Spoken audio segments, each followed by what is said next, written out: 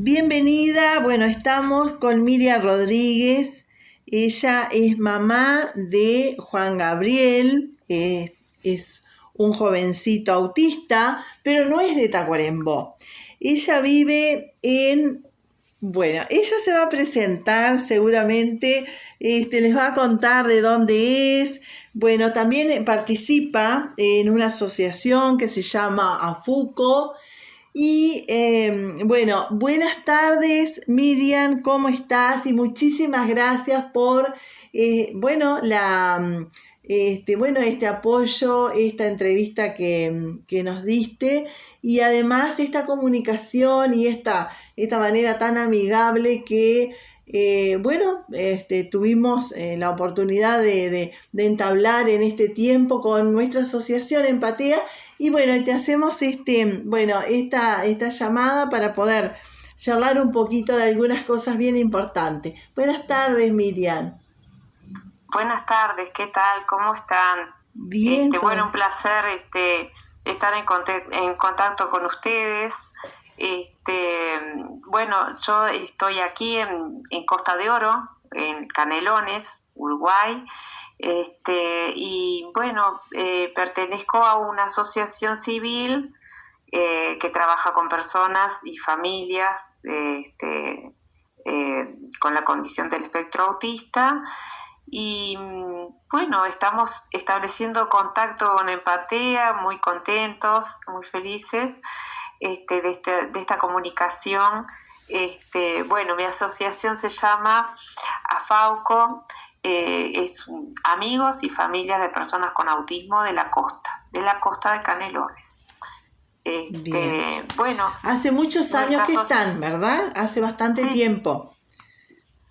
Sí, hace tiempo que empezamos a reunirnos familias en aquel momento niños y niñas con autismo, y desde el año 2011 ya estamos trabajando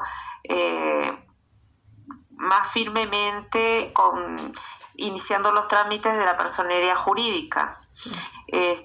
Así que bueno, hoy día sí somos una asociación civil sin fines de lucro, por supuesto, y que tiene algunos proyectos en mente y que está siempre muy interesada en la defensa de los derechos de las personas con autismo y también de todas las personas en situación de discapacidad.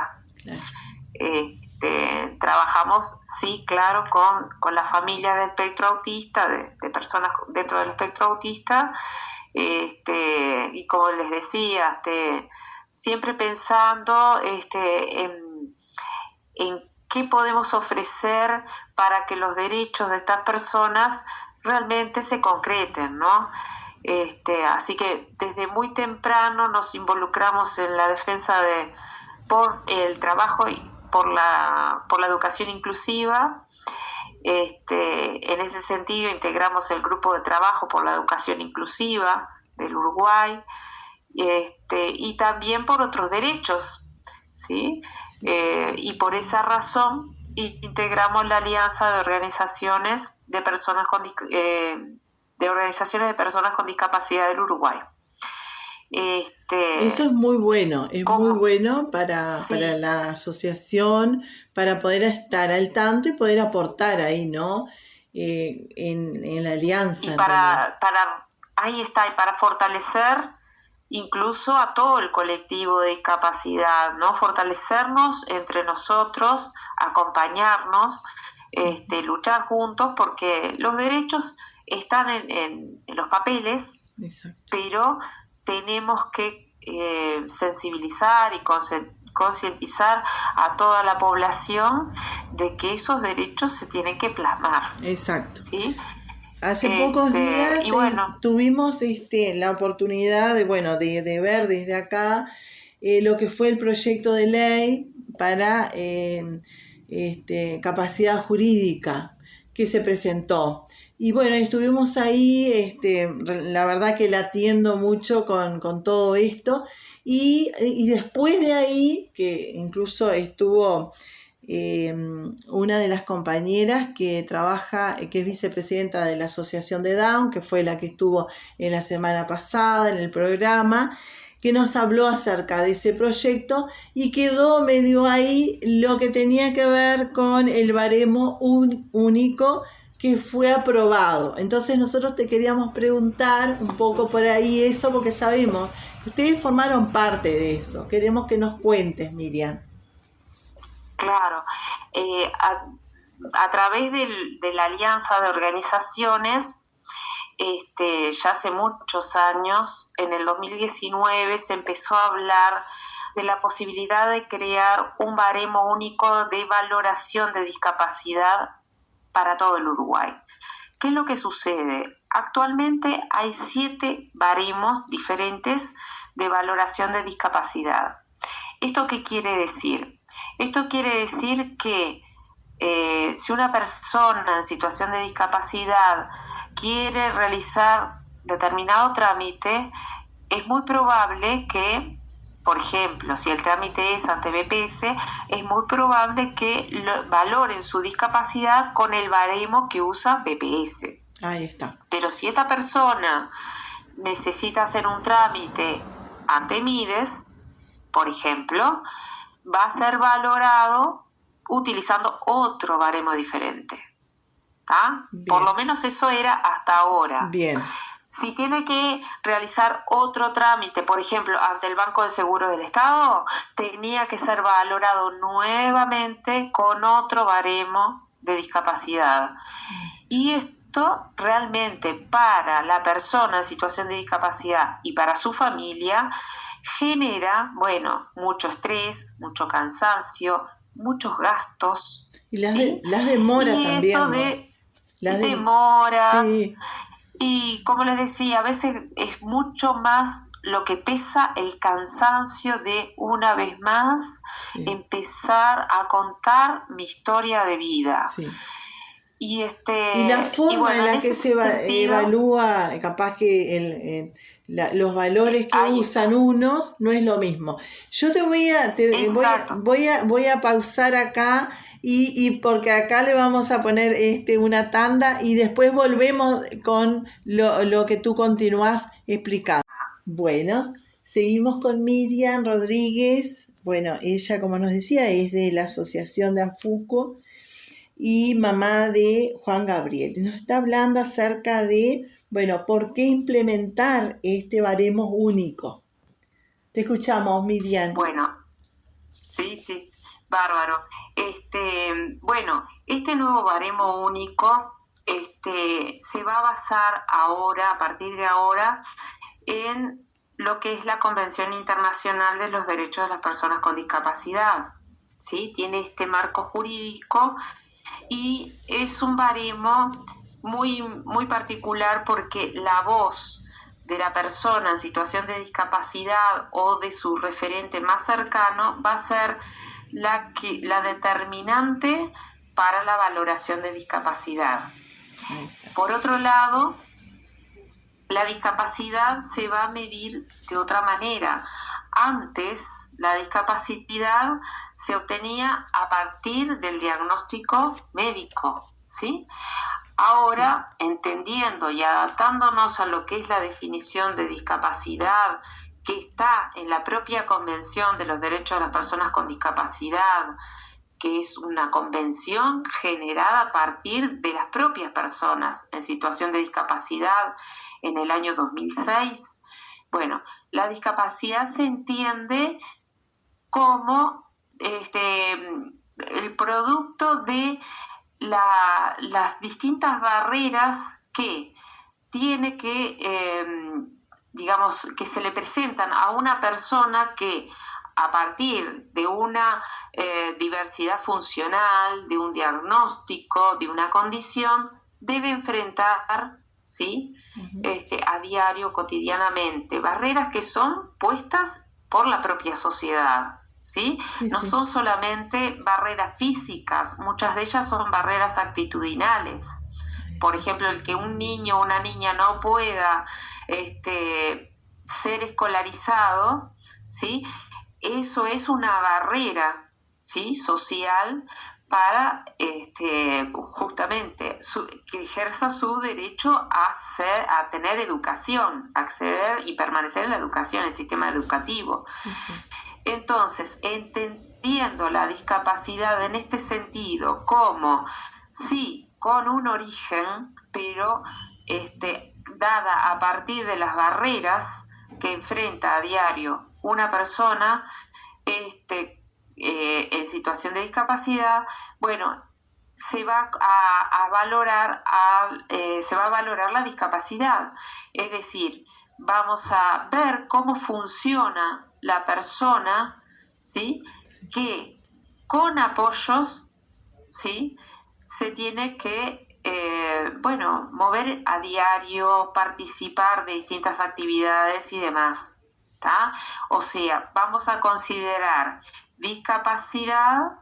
En este caso vamos a medir la discapacidad a partir de lo que digamos que a partir de la persona con los apoyos que ella ya tenga, ¿sí? Exacto. Porque, ¿qué pasa? Antes medíamos solamente la discapacidad a partir del diagnóstico, sin los apoyos. Uh-huh. Entonces, considerando esa diferencia, ¿sí? El funcionamiento de la persona con apoyos menos el funcionamiento de la persona sin apoyos, ahí vamos a ver si esta persona con los apoyos que tiene funciona bien, ¿sí? O necesita más apoyos todavía. Uh-huh. Porque si la persona con apoyos no presentara discapacidad, quiere decir que no se le tienen que retirar los apoyos. Claro.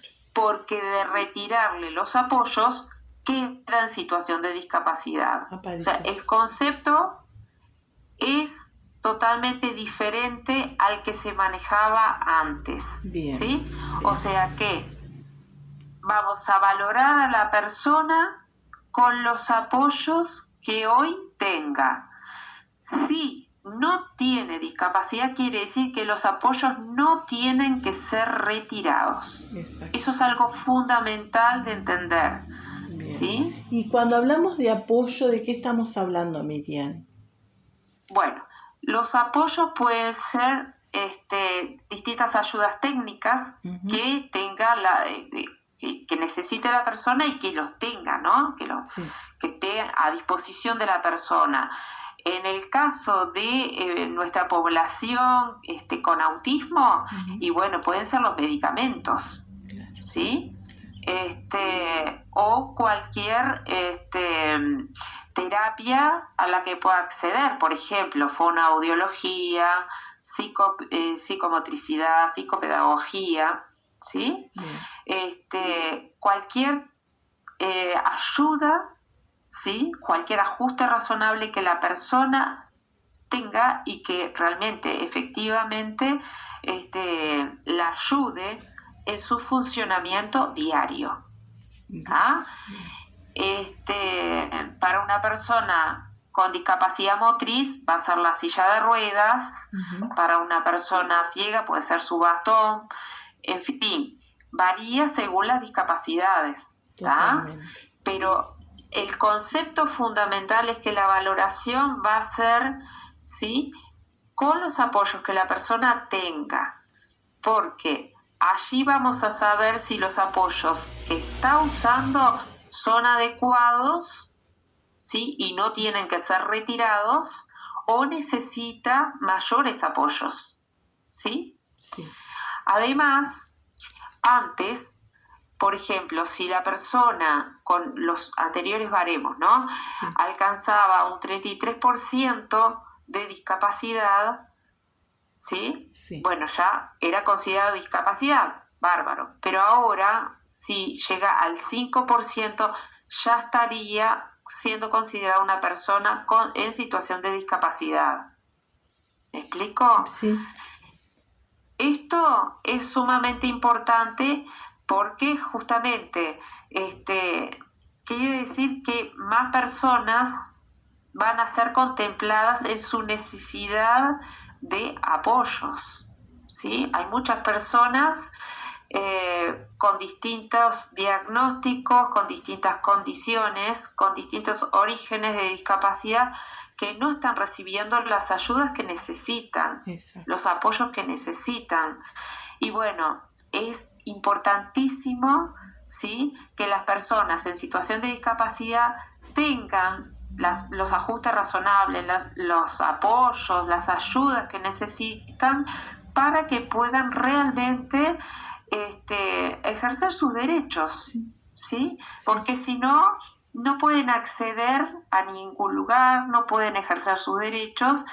Entonces, realmente sería una situación demasiado injusta, porque todas las personas nacemos con los mismos derechos, solo que las personas en situación de discapacidad necesitan, ¿sí?, accesibilidad. Exacto. Necesitan poder acceder a ajustes razonables que les permitan, ¿sí?, ejercer los derechos en igualdad de condiciones que las demás personas. Ahí está. Me parece que como que quedó muy claro, Miriam, lo que terminas de hablar con respecto a, bueno, estas situaciones en las cuales estamos viviendo y bueno, va a ser un gran desafío, ¿verdad? Pero nosotros, las familias que estamos comprendidas dentro de esto, en realidad lo celebramos porque se ha dado un paso muy importante. Además, quiero decir otra cosa. Para este baremo participaron como expertos personas en situación de discapacidad de todo el Uruguay y de países de Latinoamérica, de Japón, y hace 4 años el grupo que trabaja en la construcción está integrado por personas del colectivo de la discapacidad. Sí, habemos familias, habemos personas en situación de discapacidad que integran ese grupo de trabajo, sí, que se ha venido reuniendo casi semanalmente durante años para construir, guiados por el consultor Hernán Soto de Chile, para construir este nuevo médico funcional, ¿sí?, que va a ser completado a partir de lo que la persona en situación de discapacidad declare, y si no puede declarar, ella va a ser su referente más cercano. Puede ser un familiar o puede ser el asistente personal. Y otra cosa que también va a aparecer, que antes no aparecía, es el informe de redes sociales de apoyo, ¿tá? Porque una persona puede tener todas las ayudas a disposición, pero si realmente se encuentra sola, sin nadie que esté en contacto con ella, muchas veces las ayudas no sirven, ¿no? Exacto. Entonces, las redes sociales de apoyo, ¿quiénes son los familiares, los vecinos más cercanos? ¿Qué tipo de redes tiene? Si es una red pequeñita de 1 o 2 personas, si es una red grande, si toda la comunidad colabora con esta persona, claro, o no, ¿está? Seguro. Eso es algo totalmente nuevo y vuelvo a repetir, es autorreportado, o sea, se consulta a la persona en situación de discapacidad o a su familia, ¿no? O a su asistente personal, por ejemplo, a la persona que la propia persona en situación de discapacidad designe como la persona que puede responder en su nombre si ella no puede hacerlo. Exacto. En el caso de los niños va a ser su familia, ¿no? En el caso de niños y niñas. Por supuesto. Pero esto es muy importante. Es muy importante y que bueno, va a ser toda una adaptación, porque como se hablaba, ¿no? Es como un cambio total en cuanto a un cambio de paradigma también, ¿verdad? Es eso, claro, lo que vamos a tener. Es totalmente, pasamos del modelo médico de discapacidad al modelo social, pero basado en derechos humanos, basado exactamente en lo que dice la Convención, o sea, con perspectiva de derechos. Claro. Es un cambio fundamental en ese sentido. Fundamental. Sí. Bueno, Miriam, la verdad que nos quedamos bastante, con bastante información, nos quedamos. Y bueno, desde aquí, desde el lugar que estamos, seguramente en otro momento te vamos a llamar para que podamos seguir hablando de estas cosas, porque sabemos que es muy amplio todo esto. Y bueno, dentro de unos meses, cuando ya tengamos algunos resultados, porque sin lugar a dudas que el baremo único ya se aprobó, pero vamos a tener seguramente alguna información con respecto al proyecto de ley. Y bueno, y ahí vamos a llamarte para poder charlar otro poco, no solamente de esto, sino que de algunos proyectos que ustedes tienen y que la verdad que nos encantó. Muchísimas gracias.